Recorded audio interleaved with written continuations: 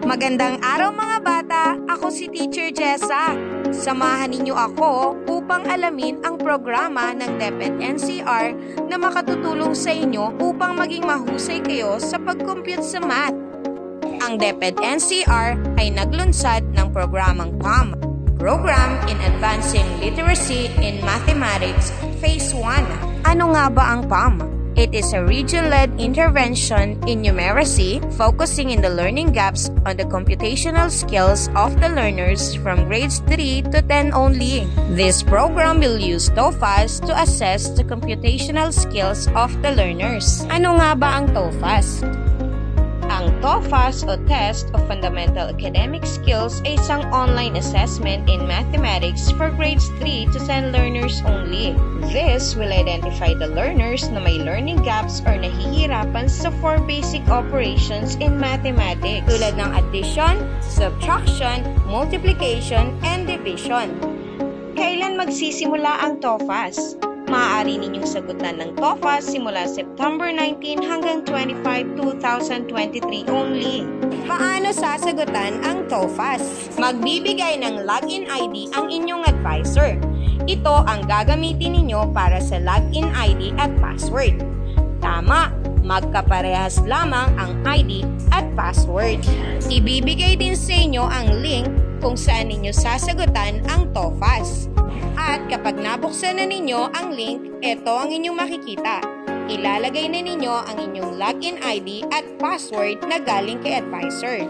Katapos ninyong ilagay ang inyong login ID at password, makikita ninyo sa candidate ang inyong login ID. Sa level naman, ang level 1 ay para sa mga mag-aaral sa grade 3 and grade 4, ang level 2 ay para sa grade 5, level 3 para sa grade 6 and 7, level 4 para sa grade 8, level 5 para sa grade 9, at level 6 para naman sa grade 10. Kung tama ang lahat ng informations na inyong nakita, click Next. Kung handa na kayo, maaari nyo nang i-click ang Start. Dito nyo na makikita ang mga tanong. May timer nga pala ito mga bata. Mayroon kayong 1 hour and 30 minutes para masagutan ang lahat ng tanong. Maaari nyo nga palang lampasan muna ang mga tanong na nahihirapan kayo. Babalikan nyo na lamang ito kapag may time pa kayo. Kapag natapos nyo nang sagutan ang lahat ng tanong, pindutin nyo lamang ang Choose the Question. Dito ay makikita ninyo ang mga tanong na inyong nasagutan at nilampasan. Ang mga numero na inyong nakikita sa answer ay ang inyong mga sagot.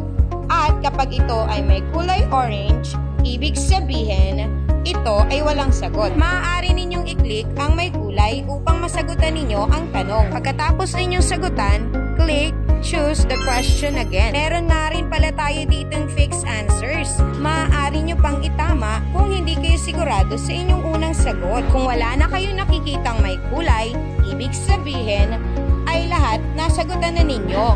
Kung sigurado na kayo sa inyong sagot, maaari nyo nang i-click ang Finish. Then, click OK. You're done! Good job! Saan nga ba ninyo maaaring sagutan ang TOEFAS? Maaari nyo pong sagutan ang TOEFAS sa inyong bahay kung mayroon kayong gadget at malakas na internet connection or data na maaaring magamit. Naku! Paano yon? Wala kaming gadget at mahina rin ang aming internet sa bahay. Huwag ka mag-alala. Kausapin mo ang iyong advisor. Siya ang magpo-provide ng gadget at internet connection para masagutan mo ang TOEFAS sa loob ng paaralan. Kailangan makapasa ang anak ko dito. Tutulungan ko siyang sumagot. Paalala lamang po sa mga magulang. Hayaan lamang na ang inyong anak ang sumagot. Huwag niyo pong tuturuan ng sagot. Tabayan niyo lamang kung paano bubuksan ang link. Hihihi! Hindi naman ako makikita ni ma'am. Gagamit na lang ako ng calculator. Oops! Paalala mga bata, bawal gumamit ng calculator. God is always watching you. Kaya be honest.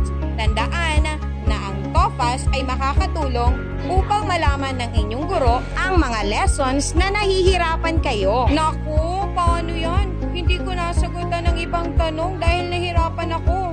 Paano na kaya ang grade ko sa math? Siyempre, smile ka pa rin. Hindi ito makaka-apekto sa iyong grade. huwag kang mag-alala dahil tutulungan ka ni teacher. Tandaan, ang pag-aaral ng mathematics ay makatutulong sa inyo upang maabot ninyo ang inyong mga pangarap. Pag-usayan ninyo ang inyong pag-aaral ha, para sa inyong sarili at para sa inyong pamilya. Good luck, kids! Muli, ako si Teacher Jessa, ang inyong guro sa matematika na naniniwalang sa pag-aaral ng matematika, mahusay ka. Kung may iba pa kayong katanungan, maaari kayong lumapit sa inyong advisor o math teacher. Bye!